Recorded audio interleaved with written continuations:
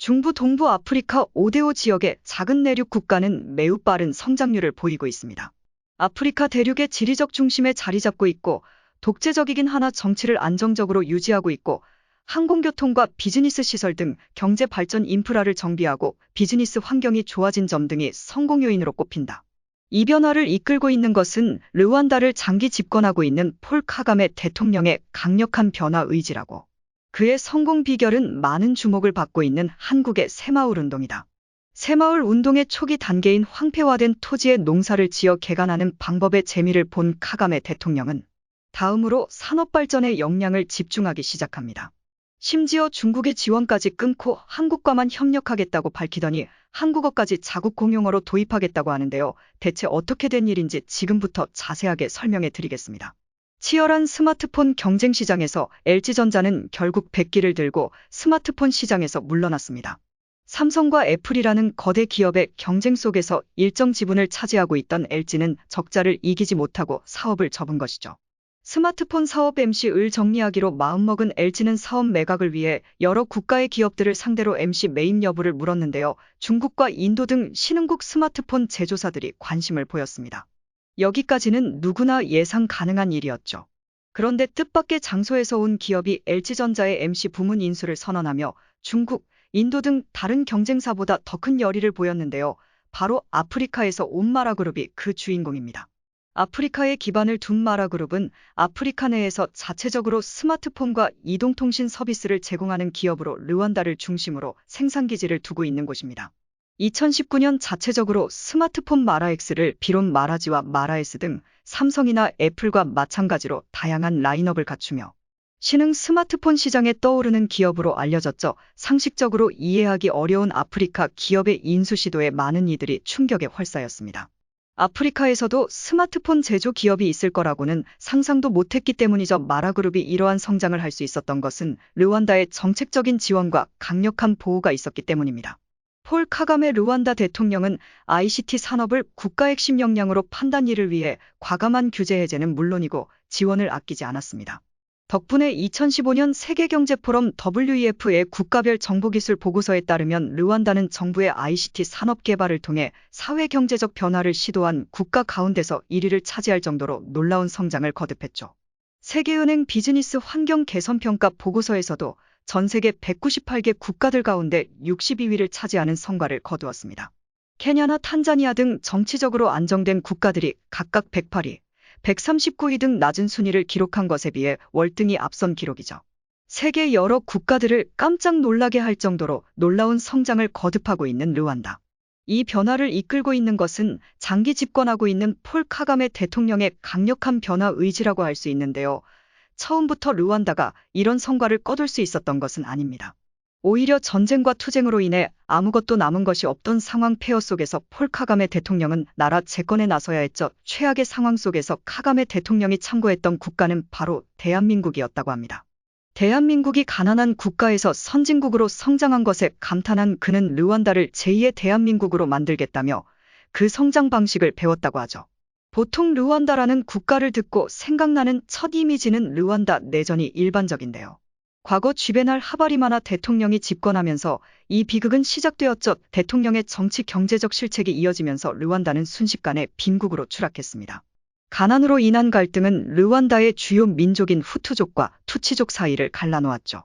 르완다는 소수의 지배계급인 투치족과 다수의 비지배계급인 후투족이 공존하고 있는 사회로 갈등의 불씨가 남아있던 나라였습니다.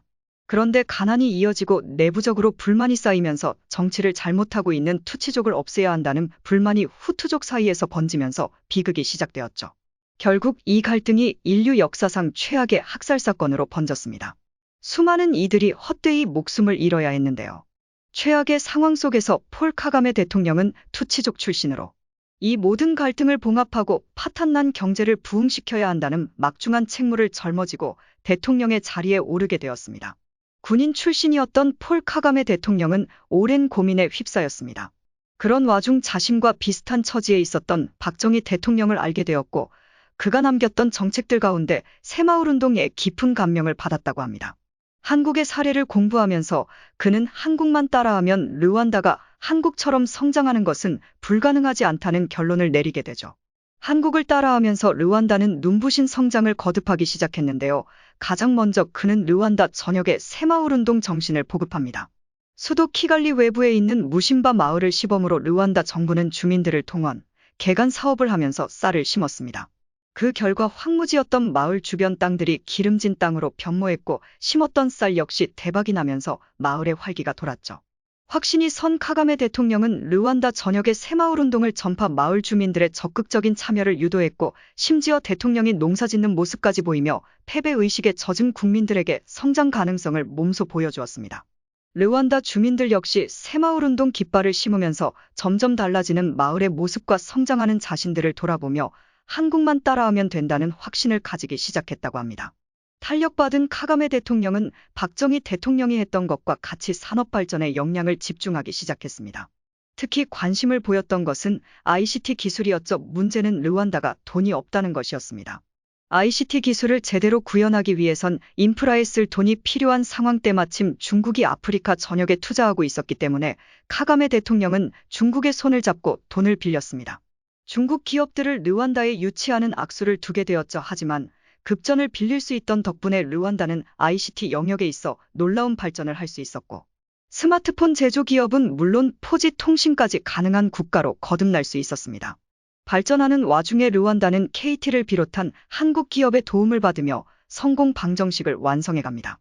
성장의 맛을 본 카가메 대통령은 늘 입에 새마을운동을 꺼내며 공식 석상은 물론이고 UN 회의에서도 한국의 새마을운동 덕분에 르완다가 이렇게 성장할 수 있었다고 칭찬을 아끼지 않았습니다. 한국에 푹 빠진 카가메 대통령은 심지어 새마을학까지 도입했습니다.